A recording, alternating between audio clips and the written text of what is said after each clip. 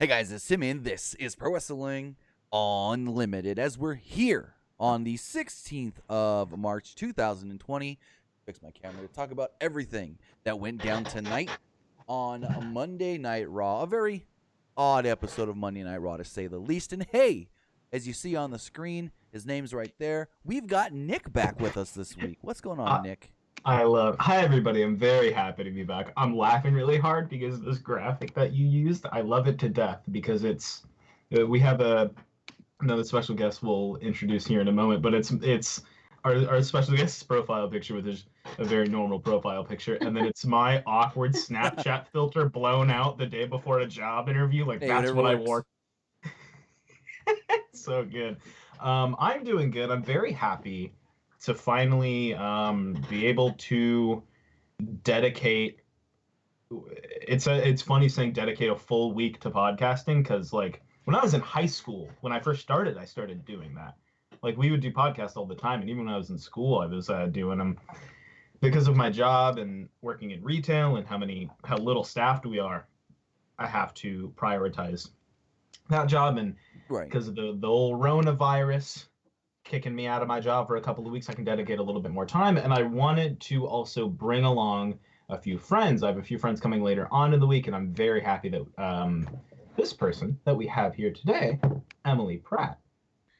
Hi, everybody. Thanks for having me on the show. Oh, we're very happy to have you. Tim, real quick, do you want to fix the graphic? Why? What's wrong with it? On her name? Oh, I see. I already am. Oh yeah. I already am, actually. I love this so much. Yeah, it's a running joke within our show that Tim just cannot spell. It's so good. Raw, going into it straight up, Raw tonight was so fucking just Weird? Awful. So unentertaining for what it was. I wouldn't call it unentertaining. I thought it was all right. For the Emily, most. I thought like the weird stuff was like some of the most entertaining stuff I've seen on Raw in a long time, because it was like really Eric Andre show tier like insanity. But then the normal stuff, I mean, they showed like the whole men's rumble, which was like very lazy. So the stuff that wasn't insane, I thought was terrible. But the insane stuff, I will never forget. Byron Saxton holding up the numbers. Yeah. Oh my god. And like, you can't really fault them for shows like these, especially right now, because they're all so on the fly, and they don't really know how they're gonna run things. But like, you got enough people there to just be like, cool, go out there and have a little bit of a match. I don't want to watch the entire Royal Rumble again. I don't. I didn't like it the first time. I thought it was okay. The Rumble, not airing it tonight. Like, they could just do a clip show and not have people like touching each other a lot during this time, but yeah, doing like, Facts. Oh, there's one match from a pay-per-view and then the rest is like sort of a normal episode. Like, right. Attempting to be a normal episode of Raw was like very strange. What I want to ask you guys is do you think they should go through with doing do they need to now just be a completely different version of WWE? Do they need to it'd be great if we just started getting a lot more personal stuff, I guess, or a lot more laid back type stuff than what we usually get with their very over the top kind of storytelling type stuff? You know what I mean? Am I making any sense here? No, you make sense. I get what you're saying, and I feel like they should just. What I was saying is what they need to do, if they're worried about getting people there and stuff, what they need to do is take like 2 or 3 days and just film the next 2 weeks. Raw, SmackDown, NXT. Just film the next 2 weeks of shows over 2 or 3 days. And then Mania comes. You bring everybody you need for Mania on April 5th. And then you readjust after that and say, okay, how are we running after WrestleMania? Where's Raw going to be? Where's SmackDown going to be after April 5th? And go from there. But you've got next week's Raw, SmackDown, NXT. The following week, Raw, SmackDown, NXT. So why not just pre-tape those 2 weeks in advance? It's not like there's going to be crowds in the building anyways to give out spoilers. Yeah, that's immediately what I thought of. It's not like it would be spoiled. It would still be... No. It would still be fine. Someone's gonna. I mean, you may have somebody there leak something, but you're not gonna get like full spoilers on this is what was taped and this is what happened here and here and here because there's not gonna be fans to, tweet all that out. Exactly. But so why don't we talk about a little bit what actually happened on Raw besides? Right, and then what I would say, it looks like they're gonna go with this kind of a setup going forward, where they'll have the announcers there. They'll have the ring announcer, whoever that is for that brand, and then a couple of the wrestlers. There really wasn't – I don't know who was actually there and not there tonight, but it seemed like from what I had heard, you're only going to be there if you're actually going to be on the show. And since a lot of guys weren't on the show, I assume they weren't there. But the show kicked off. Tom Phillips, Byron Saxton, and Jerry Lawler standing shoulder to shoulder in the middle of the ring to introduce us to an empty performance center. They plugged that Steve Austin would be on the show later, plus a contract signing between The Undertaker and AJ Styles, when they were then interrupted by Edge. Edge came out and said that he and Beth had a strange few months over the last time, or whatever you want to call it. He said that he knew when Bob Orton introduced him to his son Randy Orton, their careers would be intertwined.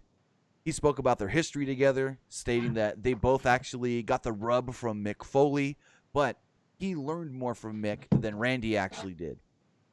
Edge went on to say that he took the lesson from Foley that Orton didn't in learning how to have grit. So I guess they're going to come out with an Edge shirt soon that says, I got grit or something, because he keeps saying I hope it's Gritty, the mascot Gritty, but with Edge's face on it. Oh, Lord. I'd buy it. Can we make that? Can we just take two already existing things, make it something else, and sell it? I don't know. We could try. I mean, I tried to do, when Jinder won the title, I tried to do a I'm a Jinder Mahal guy shirt, and literally WWE had it taken down. Oh, F. So going forward here, Edge said that it was the grit that allowed him to fight back and return after 9 years. He called Orton an entitled spoiled brat. Orton was one of the best ever, according to Edge, but that's because he's had everything handed to him instead of being like Edge, who worked for everything that he accomplished. Edge said that it bothered Orton that he was able to work for everything and Orton didn't have to, which I don't know why that would bother Orton. If it was easier for Orton, I think Orton would take the easier road. I'd love that. I'd love when logic makes no sense in these terrible, terrible promos sometimes.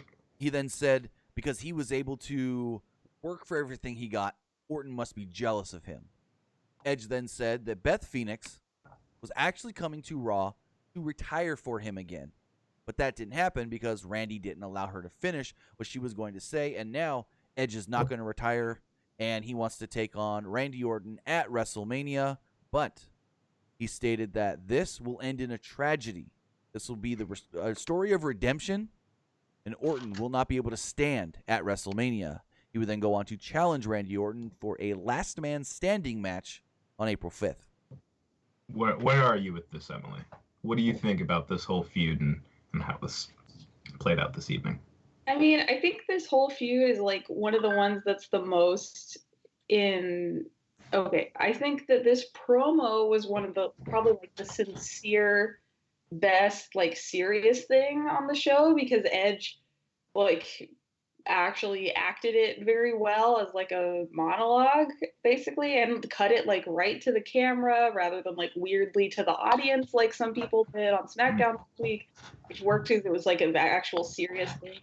So I thought he killed it, but like this match at WrestleMania without a crowd I think might be one of the worst ones. What about Undertaker or AJ though with no crowd? Well, they're all going to be weird, but I'm thinking like Edge's return is so much about like people's emotional investment. So it's like, if you imagine like Randy Orton maybe is going to like do something to his neck and then it's like, well, nobody's going to like boo. Right. It's Michael Cole saying, oh God, his neck. Yeah. It's your neck of Edge. You just hear Michael Cole, vintage Edge. Oh my God. Triple H was making the who was he saying was doing vintage Nikki Cross? Nikki Cross has been on the rest of the SmackDown for like 2 years. I love how Triple H also made fun of himself getting a quote unquote demotion, as people have reported it as. See, when they like on SmackDown last night when they took or last night, sorry, A few days ago. on Friday when they took shit not so seriously and were just like, man, we really got to do this. Like, it didn't run great, but it was fine. But I feel like when they try to produce an episode of Monday Night Raw, it's tough. Like, it is tough. Right. And maybe it's just as like this is the first 3-hour show, and yeah, of course they're gonna have to fill it with like, clips and stuff like that. I don't know, man. I don't know. What were you saying, Emily? Oh, I said, yeah, the 3 hours. It's like it's hard for them to do a normal Raw for 3 hours. Yeah, facts. A lot of the time. I mean, not as much recently, but sometimes. So it's like, yeah, it felt like with the Undertaker thing, it was like I feel like they showed that recap video package twice.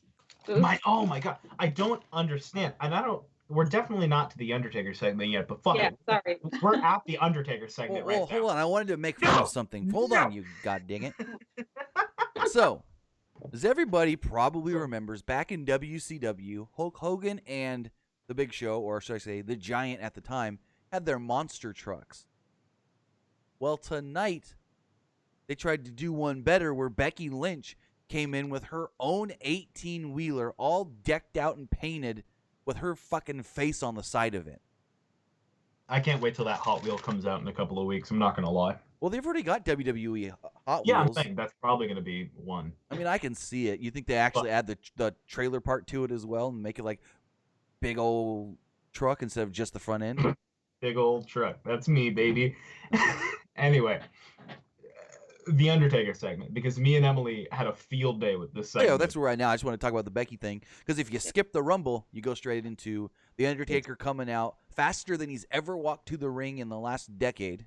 It's Taker coming out so fast, and this man is shirtless, and you think he looks like goddamn Chris Masters. Like, you think he looks great. He is storming down there, speed walking, flips the table. And then right as that light kicks on, where he flips it, and you're like, this man's angry. Let me pay attention. Colonel Sanders tries selling me a goddamn chicken sandwich. It goes and I commercial just random. It came out of nowhere. I do like when he flipped the table. The table like hit the chair so it didn't go anywhere, and then it like stood up on the corner for a moment. It like did a freaking nollie. And Emily, then I need your thoughts on this segment here. On this segment, I mean, this was like probably my favorite segment because it was one of the craziest things I've ever seen on television. It was so aggressive. It was so great. Just Undertaker, yeah, it was. I did not expect him to come out in a do-rag and what I heard someone call or saw someone call Kylo Ren pants on Twitter. Oh Lord! Oh and no! Then, never say that again. Then like the just pure unfiltered Good Brothers acting going on, and then like the part where he was in the arena like looking at AJ on the screen, and all the times they cut to AJ Styles reaction shots. Oh my god, that was like more surreal than things that are intentionally surreal. That was incredible. My favorite thing about that shot is I'm sitting at my chair and I'm waiting for the part where I don't know, Undertaker staring at that screen and like rips through the middle of AJ's face on the screen and like pulls him out or something, or does some crazy like demon shit. I mean, what is this? When Triple H sledgehammered through the screen that one time? Oh yeah. I expected AJ to like come out and try to sneak attack Undertaker or something. I knew it wasn't. At some point. I knew it wasn't going to happen, but I felt like when Undertaker walked up to the top of the ramp, he was going to lift his arm up and the freaking screen was going to get struck by lightning. I would have loved to get struck by lightning. It came and AJ was like on fire. But that's what I was going to say, because even if it was only the screen that got hit by lightning, you know AJ would have still sold it because he likes to oversell everything. Oh my goodness. Oh, it's so good. It's so good. I think this match, when you think about the matches at Mania this April, this one's gonna suck when not a soul reacts to old sluggish Taker barely getting by. Hey, it's gonna be long. If he comes down to the ring like he did tonight, like he's getting ready for the NFL Combine, then hey, he'll be fine. Home dog was perking a sweat after throwing the table. Brock sweats before he's even halfway down the ramp. I love Brock sweats with a passion. So good. Let's continue on. But to recap this segment, Undertaker comes down and he flips the table and they immediately go to commercial. So we come back from the commercial and the announcers literally tell us Undertaker's mad because there was no contract in the ring. Well, then why did they set up the table and chairs? I mean, I'd be pretty upset if I walked that fast to no contract. I'd be mad too. I mean, I get it. He expected the contract to be there. They felt that AJ was just going to bring it out, but AJ never came out. Instead, AJ just, he was in the back with the Gallows and Anderson, and he was like, "Whoa, Undertaker, or should I call you Mark? Because we're here at the WWE Performance Center. I know what's going to happen at WrestleMania." He said, "You're over the hill. You see yourself as Michael Jordan of the NBA, and you think you're coming in here and just inserting yourself into the NBA Finals, or being Peyton Manning and Brett Favre inserting themselves into the Super Bowl because it's WrestleMania season, and you think that you're entitled to be here because it's WrestleMania." Now, hold on real quick before you continue on. If I'm not wrong, did he not start this promo by saying, "Undertaker, I called you out"? Yeah. So the fuck is Undertaker injecting himself into Mania? Because at Super Showdown, he hadn't called Undertaker out specifically yet before that. He had stated that he's the best guy to ever perform at WrestleMania and he should be the new Mr. WrestleMania. But before Super Showdown, he never technically called out Undertaker. So Undertaker did get in his business before he called him out. Fact. I love the idea of Undertaker keeping up to date with current Raw and SmackDown and what's happening and tuning in each week. So, do you think Undertaker's her account for Twitter? Huh? Talking shit about AJ? What'd you say? Well, I'm saying, do you think Undertaker has like a burner Twitter account talking shit about AJ? Oh, I don't know. That'd be funny though. So I bet he has one though. Styles, where was I? Styles once again blamed Undertaker's wife for convincing him to come back every year. Styles was also pissed about Taker costing him 2 matches. Styles said that Taker wouldn't be able to hide once WrestleMania comes, when I don't think Undertaker's hidden at all yet. He also joked that Taker certainly can't run, so that's not going to be hard. Styles then offered to pay the Undertaker's assisted living cost. Styles said that Taker would finally rest in peace. He then signed the contract and says, "Carl, go give us to the Undertaker." And he's just like, "Hey, this ain't my match. This is your match." So he looks at Gallows and says, "Gallows, go bring this to the Undertaker."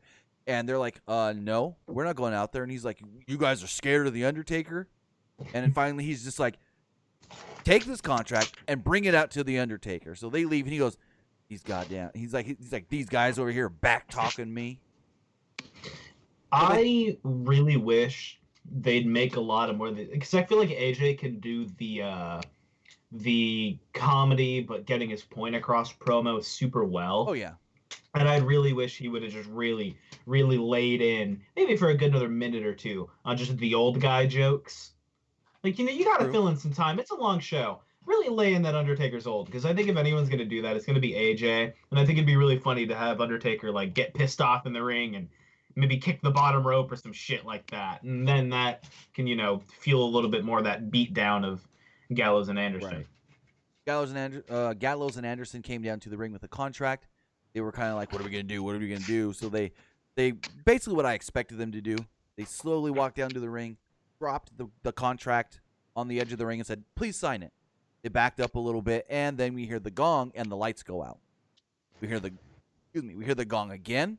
Lights come back on. Undertaker's behind Gallows and Anderson. They don't see him in front of them. They know he's behind them. And they had the best reactions on their face, too. I know I need to turn around, but I don't want to turn around. I know I'm going to get my ass beat, but I don't want to turn it. Let's just turn around. And then, Undertaker, as Tom Phillips said, bull rushed them into the ring. He looks so veiny and angry. He starts beating down both Gallows and Anderson before finally signing the contract, ripping it off of the folder, just crumpling it up, sticking it in the mouth of Anderson. Anderson does not want this paper in his mouth, and he just spits it right back out. I love that. Like, when are people going to learn? You invite Undertaker to sign a contract. He's gonna stab you with the goddamn pen. He's gonna shove the paper down your mouth. You gotta stop signing off. So what I want to know is a question, both of you guys. This match for Mania, who do you guys got? I'd like to know who you guys got. Yeah, Emily? Yeah, I think Undertaker, because he's looking like he wants to come back for like only WrestleMania and Saudi Arabia next year too. So I think it's Undertaker. See, I think it's Undertaker because AJ Styles is the kind of guy that can take this loss and it won't hurt him at all. He'll be perfectly fine coming off of it. And he'll probably give Undertaker one of his best matches in the last 2 or 3 years. Yeah, AJ's like popular enough and he's like defined enough as a character and as like his status as a top guy in WWE. I think that he can lose a bunch and it's people are still going to care if it's as much as they do anyway. If he's doing anything in the future. Right. That's fair. I think I'd go with Taker as well, just because fucking. I mean, why not? Why not give Undertaker this win? It's not going to do anything. This means nothing. You know what I mean? Yeah. I'm. Go for it. I was AJ's like WWE AJ could like not have any more big WWE accomplishments, and he still would have like accomplished a ton in a very short time in the company. So it's like he doesn't need to beat the Undertaker. It's fine. Right. I'm with it. So moving forward, we got some stuff for Friday's SmackDown. We learned that both Roman Reigns and Goldberg will be on the show to do a contract signing. Plus, oh fucking boy, can't wait. Rob Gronkowski. Oh, hold on, time out. Last night, not last night. I keep saying last night. Friday night, I felt the most untapped rage I have ever felt. Then coming back from a commercial break, I see beautiful Michael Cole and Triple H been killing it all night. So funny, chef kiss. It pans a little bit to the right, and there's Mojo. And that pink suit motherfucker Mojo Rawley is on my screen. And I tweeted that this baby boy made the most out of his 3 minutes. Yeah. This man, it is a known fact that I do not like Mojo Rawley. I've never been a Mojo Rawley fan. He scares me. When I have nightmares, they're usually about him. They're not good. And that promo he cut last night, like even him announcing Grok, how he somehow managed to mess that up. I don't know how. I thought it was classic Mojo, where he was classic Mojo. That makes him sound good. Listen. Classic Mojo, where he was so quote unquote hyped that he almost knocked the headset off of his face, off his head, and then Michael Cole literally had to say, "Hold on, stop, calm down, let me fix this for you." And he literally fixed his mic like a dad telling their son, "Calm the fuck down. You don't need to be yelling right now. We're in the library." I love the concept. Triple H and Michael Cole, right? Their son, Mojo Rawley. He's a little too hype. Michael Cole's the dad that's like, you got to tone it down. But Triple H is like, man, if he wants to have fun, let him have fun. That is a CW show, right? Did I make a CW show? I mean, no. Does CW still make shows that aren't like either superhero related or for teenagers? Yeah, because they're coming back with the fucking new Gossip Girl. Return to my last statement. Anyway, let's continue on, because wasn't there at least a match tonight? Kinda. It was a 6.5 minute match between Rey Mysterio and Andrade, which leads me to believe that with Rey Mysterio picking up the victory, maybe he challenges Andrade at Mania for the title. But the odd thing here, the weirdest fucking thing on this entire show, Asuka just yelling in Japanese throughout this match. I thought I missed something. I thought I was missing like a key part of this feud. Like, has Asuka been involved in the United States Fatal 4-Way match? Like, is she going to be in the ladder match? They just said she should be, though. She should be in the. It should be a triple threat between Asuka and Rey and Andrade, and that's that in the Empty Performance Center. That's how they go full intergender wrestling. They just randomly come back from commercial and go, "Oh, we've got one half of the women's tag team champions, Asuka, here with us on commentary," and she just starts yelling in Japanese, and they're like, "Oh, yeah, okay." And so they'd ask her questions throughout the match, Jerry like, Lawler. Got it. They go. So why did you interject yourself in Alexa Bliss's match on Friday? Why did you get involved there? And she just starts yelling in Japanese. And Byron Saxton goes, "Well, that makes sense." I'm like, "Does it, Byron? Did you know what she actually said?" What'd you say? I feel like the whole Asuka segment could have been like, you could have just had that in the fucking ring, or you could have just had that be like a pre-taped backstage thing. Like, why did you need to bring her out for this match? Because So she was the audience cheering for Andrade during this match. Fuck yeah, she was, bro. Okay, real quick, this whole the stuff that's going on with like the U.S. title and all that jazz. I hope this is the last time, because it's been what? It's been Rey, Andrade, Humberto, and Garza. Yeah. Yeah, I don't want them ever having to wrestle each other after Mania. I'm gonna die if I watch another one of their matches. They're great, but like, god damn, let them do something, home You dog. can't do Humberto again. He's lost twice to Andrade with the title on the line. Yeah, I don't know. Put him against like Brock or something. I just mean, like, how many times do we need to see Humberto lose to Andrade with the title on the line? That's what I'm fucking saying, Chief. But Rey got the win here tonight. Rey won via pinfall with a 619 and a diving splash. Wasn't much to the match. They had Zelina Vega out there on in quote unquote Andrade's corner or whatever. She really didn't do anything. She did less than she normally does.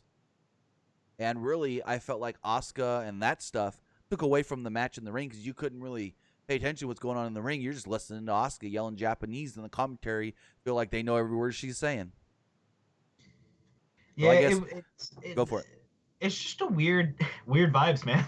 It's just weird vibes throughout this show, and it makes me.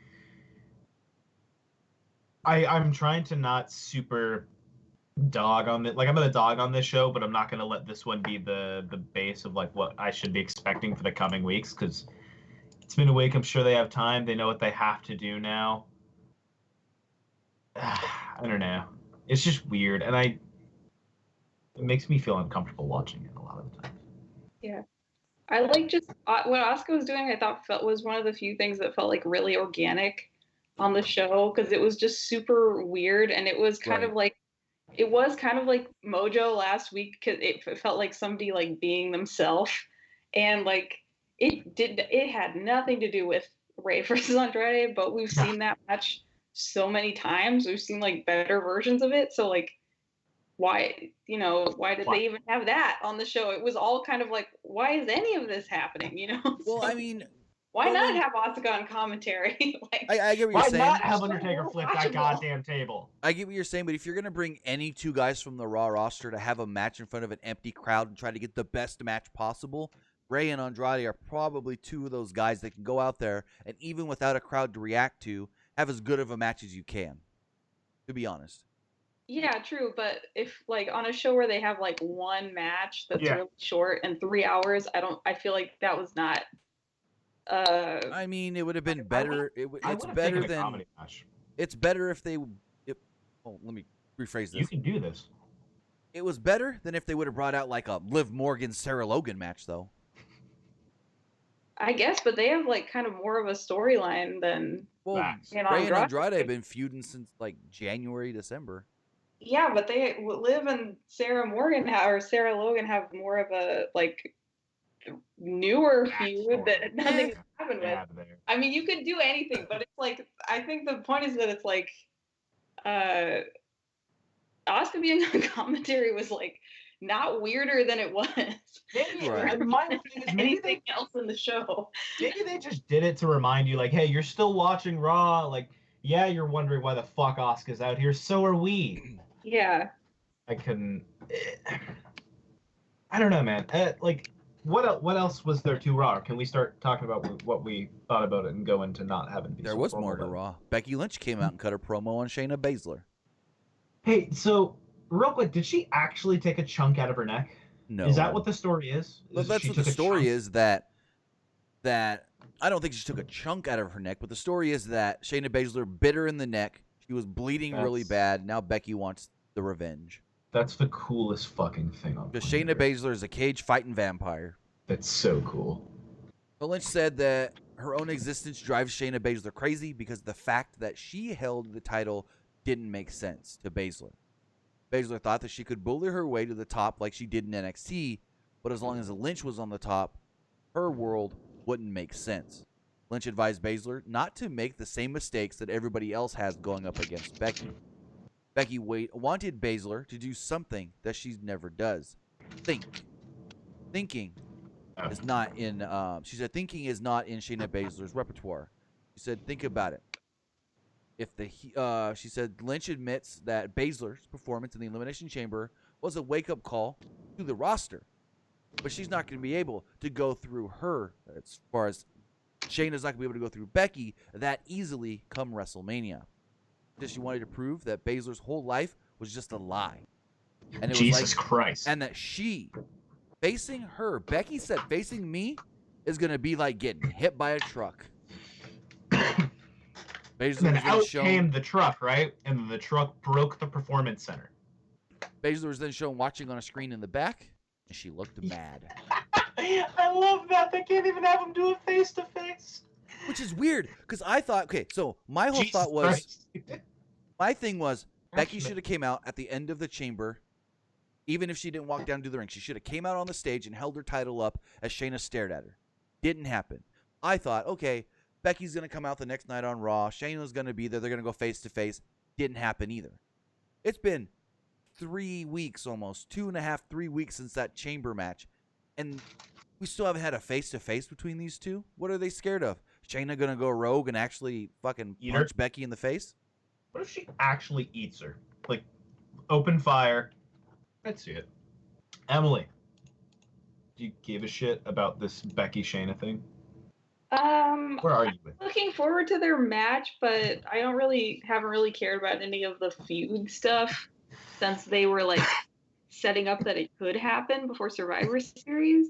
I definitely think that Shayna is gonna win at Mania, and she's gonna be like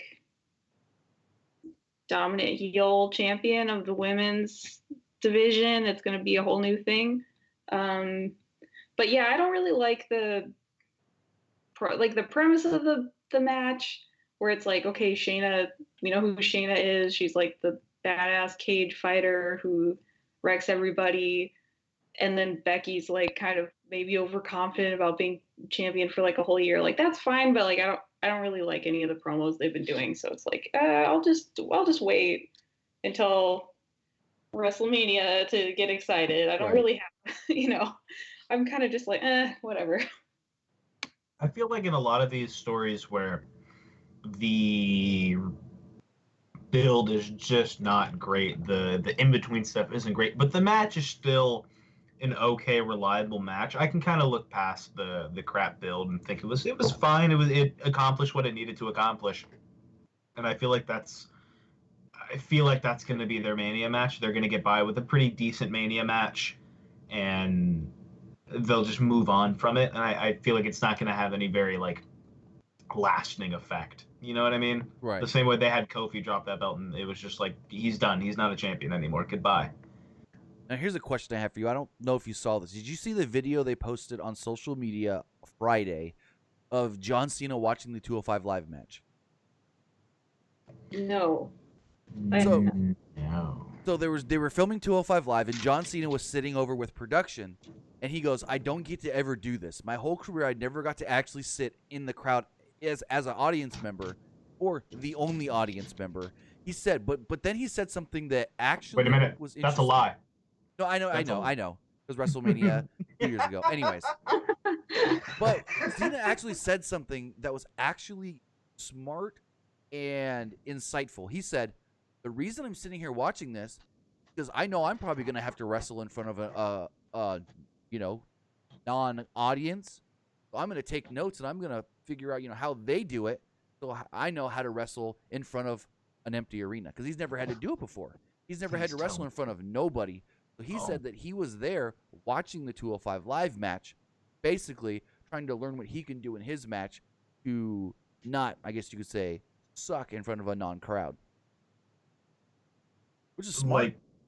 Like, what I love to think is John Cena has like a notebook, and he's sitting in the crowd, And there's little notes that he's just like, do flips, get a cool tattoo like Jack Gallagher did. Did he add to that chest piece?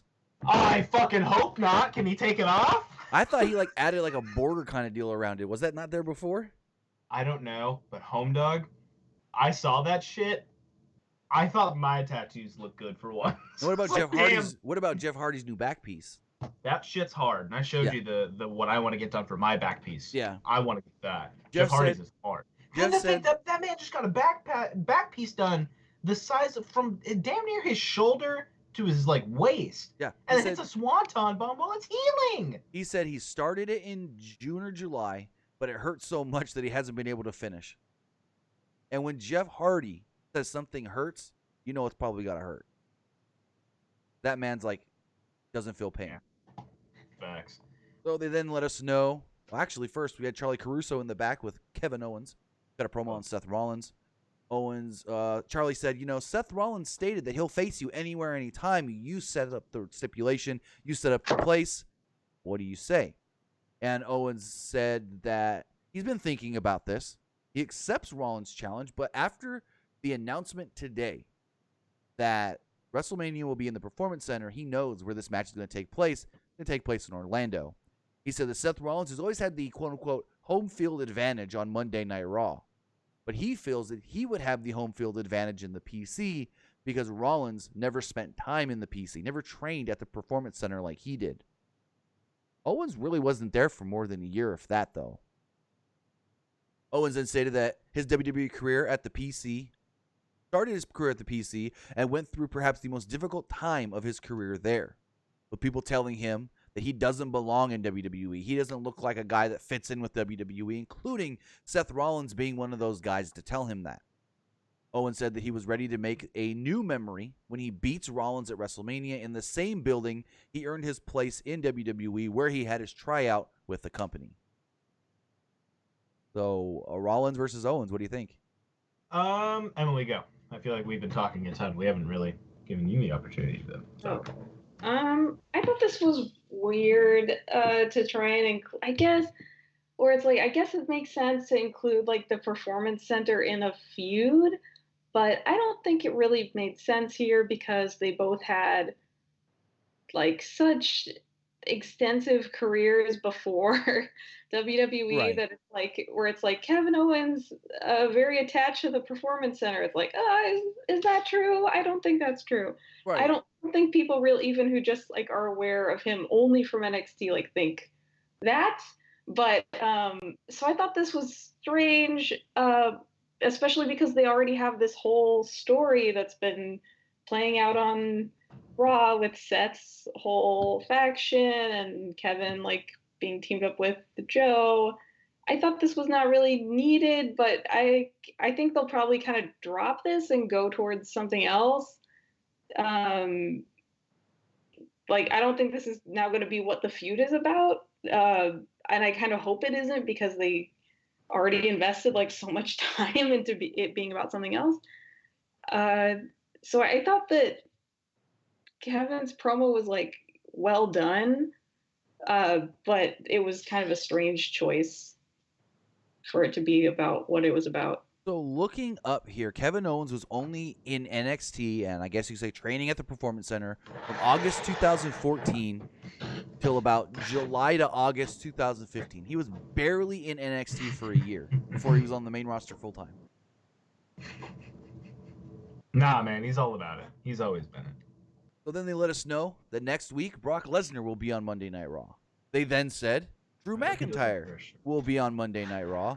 Then they showed another clip and said Randy Orton will be on Monday Night Raw all next week. Then we got this weird, I guess we're calling everything weird, but this I felt was even more weird. It's the theme of the night. Stone Cold Steve Austin, Byron Saxton, whatever you want to call this. Oh, Byron Saxton is my one friend that likes my tweets, rating my tweets from afar. It's so good. I love Austin him. Austin marches out to the ring with a smile right in the camera, and he crushes a beer. 2 beers were thrown at him, and Phillips wondered where they were coming from. Austin downed the beers before falling on the mat. He joked that he blew himself up during his entrance. which I like Tom Phillips when he goes, "Who's throwing the beers at Austin?" They're just coming out of nowhere. There's a beer cannon getting shot or something. Who's throwing beers at Austin? So Austin declared that March 16th is a national holiday. Austin asked the crowd for a hell yeah. There was no reaction. See the empty chairs. Austin then asked for a hell yeah again, so Byron Saxton yells, "Hell yeah!" Wait, hold on. I wonder if I believe the minute he yelled a hell yeah. Yeah. It was the minute he yelled a hell yeah and started rating him. That's when Emily messaged me, "Why is Byron rating him?" Yeah, I didn't understand. We were all so scared. So Byron gives him a hell yeah. Austin seemed annoyed, but then thanked him for a reaction. Austin began running down the aspects of 316 Day as Saxton rated each one with no reason given. And I was having some audio issues, so I missed like a minute here. So I'm sitting here going, did they say something about him rating this? So once it ended, I went back really fast, rewound it. They never said why Byron was rating him. Because he's his biggest goddamn fan. So among things to remember about 316 Day, he said you can greet people with one finger hand gesture. The speed limit is only a suggestion. Happy hour should be 24 hours a day. Your boss works for you. You can have beer instead of your morning coffee. I fucking love that one, dude. Four-letter words are always acceptable. And you can whip anybody's ass and get away with it. He had so many of these, and none of them were good. So the last one he said was, 4-letter words are always acceptable, and Byron rates it a 5. And he literally goes, 5? You want to reconsider that one, Byron? And Byron kind of like looks around like, talking to me. And he just kind of doesn't say anything, and Austin goes, "Oh, so you're just going to leave it at a 5? He goes, yeah, sure. He goes, "How about you come down here for a second, Byron? Celebrate 316 Day with me." And I go, all right, someone needs to take a stunner. Why not Byron Saxton?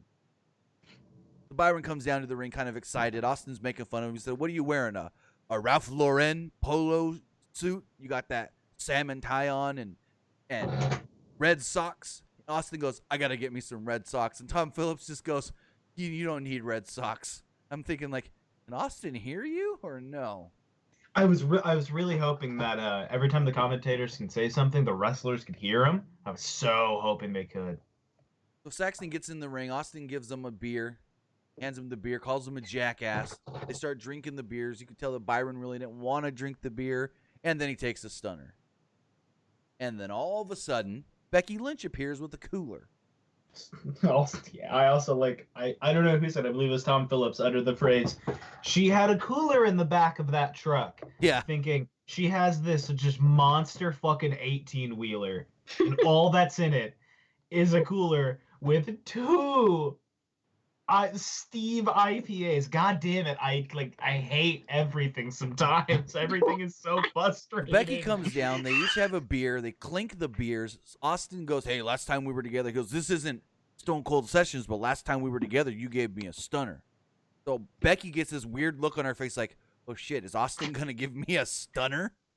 Because it's Stone Cold. He doesn't care about Vince's men don't touch women laws or rules, whatever you want to say. So they clink the beers. They drink the beers. Austin does nothing to Becky, but instead Saxton takes another stunner. Saxton takes another stunner. Oh, so good. And a Monday Night Raw goes off the air. Chris McGutt, thank you for the super chat donation. Thanks, Kristen. Emily, what did you think of Raw? Oh. I was gonna say this, but I think we kind of covered that. So as we wrap up, okay. I just say I was so confused by like the Stone Cold thing that I thought there was like some giant part of like Stone Cold lore that I forgot, and that's why I messaged you like, why is he rating him? Like, yeah, that's like something about Stone Cold Steve Austin that was like, huge, but no, it was just completely out of nowhere. But overall, what I thought of this Raw was that like, I mean, it was bad, but it was like a very weird kind of bad that I would take over like the type of bad I thought SmackDown was on Friday. Yeah. If they can figure out how to do like an actual good no fans show, that would be great. If not, I hope that we get just complete insanity like the Undertaker segment every single time. Now, here's my thing. I thought, comparing this to SmackDown, I thought that SmackDown was as good as they could have done with the circumstances. And then going into Raw, you would have thought, okay, they're going to know a little more about running this show with no fans, how they want to format it and everything. And I thought this was a little worse than SmackDown on Friday. Yeah, I guess like the format was kind of more awkward, but I kind of thought this was like more unique to it being a empty arena, because I had like watched some empty arena shows that took place during all this before that actually like responded to it there not being any audience. So I was kind of like, why are they just acting like it's a normal show? And I thought it was kind of like robotic to Right. just completely act like it was the same on SmackDown. So I guess that's why I preferred Raw, because it was just like more memorable to me. But I do see how SmackDown definitely had better matches on it because it had actual matches on it. Well, you also got to think about when they went and did SmackDown, they didn't really know how they were going to do that with no crowd, as far as, do we not pretend there's a crowd or do we just react to the camera? And that's where you can tell they sort of adjusted tonight, where they basically were like, just work to the camera. Don't pretend there's a crowd there. Don't be like Bayley and Sasha. And that's why on Friday I was like, hey, you got to give props to Bayley and Sasha for being the first two wrestlers, and Nikki Cross and Alexa Bliss for being the first ones to go out there into the unknown. And then tonight you can tell that they did adjust, like I stated, with not pretending there's a crowd and just reacting to, I guess you could say, the guys on commentary yelling stuff and whatnot. Yeah, that makes sense. Yeah, Raw was stinky. So before we wrap things up, we do have 2 text messages I got to read here. Not quite wrapped yet. This person says, do you think if AJ loses at Mania and McIntyre wins, that'll be your world title feud going forward into the summer? Or who else do you think could challenge McIntyre? Humberto. The underdog story, baby. I think we end up getting Seth Rollins and McIntyre. Yeah, I would guess Seth too. Yeah, probably. This person also says, is SummerSlam still going to happen in August? Well, I would assume, and if it's not going to be at the TD Garden in Boston like it's scheduled, then it'll probably just be at the PC. Because if we've learned anything today, Vince is not canceling shows. If he has to, they'll just run from the PC. So I would assume that if we can't have SummerSlam in Boston, we'll have it in Orlando. Yeah, that does it for the Raw aspect of this show. And now I want to talk a little bit about Emily, because I've wanted to get you on here before I've been wanting to work on basically a giant mass kind of introduction into where to start with watching different wrestling that is, outside of WWE. And I think you're the perfect person to, follow on Twitter and to read with the website that you write for. And that's why I wanted to get you on. And that's why I just also want you to plug a little bit of your stuff, talk about what you do and all that fun jazz. Okay, so I write about wrestling for a few different websites. I don't write that much about WWE. I mostly write for with Spandex is uprocks.com/pro wrestling, and I do regular reviews of New Japan called The Best and Worst of New Japan Pro Wrestling, and I've written for Fanbite and deadlockpw.com about a few different promotions. I guess I write about a lot of Japanese stuff now that kind of that's just kind of happened over the past couple months. But which I love. I'm loving the shit out of it. I'm reading every goddamn article. It's so fun. And I've been so passionate about getting into new wrestling and trying to actively discover new stuff and talk about new wrestling that I find. And I think there's a lot of shit out there, and you do a great job highlighting it. I think it's fun. And I like to. Go ahead. Oh, I just think that's like, yeah, that's just something I've liked about wrestling since like because I like took a break from watching it for like a lot of years, and when I got back into it, like something I enjoyed a lot was like kind of checking out just like the whole wide world of wrestling. So I enjoy like getting to write about different things like when I get the opportunity to do that. We'd love to get you on one of our more freeform podcasts so we can go a little bit more in depth and we can talk a little bit more. Sure. Sure. We'd love to get you on any other time this week. God, it's not like I'm working. Yeah, we'd love to get you on. Where can these lovely people, all 130 of them, follow you? Ooh, you can follow me on Twitter, twitter.com/EmilyofPratt. And yeah, that's where I promote all my articles, or most of my stuff is on Uprocks.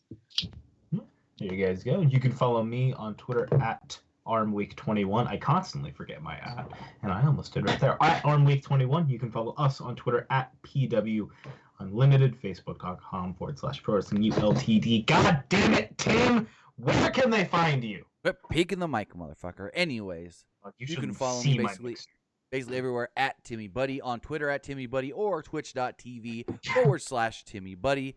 If you head over to twitch.tv/Timmy Buddy, I would greatly appreciate it if you hit that follow button. Plus, if you are an Amazon Prime member, then that means you're a Twitch Prime member. And as a Twitch Prime member, you get one free sub every single month to any Twitch streamer that you want to support.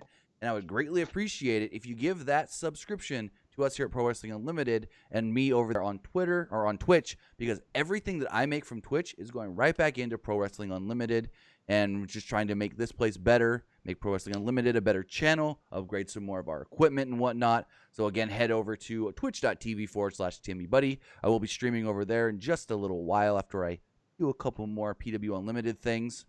And again, if you're an Amazon Prime member, you're a Twitch Prime member, and you get one free sub, that money's just sitting in your pocket, burning a hole, not being used anyways. It doesn't cost you anything. So why not support us over there and give us some money that you're not paying out of your pocket? You're already paying it anyways as an Amazon Prime member. Amazon's got the stranglehold, baby.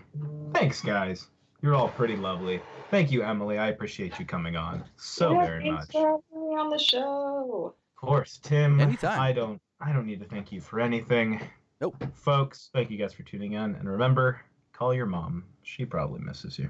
Bye, guys. Have a good night, guys. See some of you in a little bit. Twitch.tv/Timmy Buddy. Stop.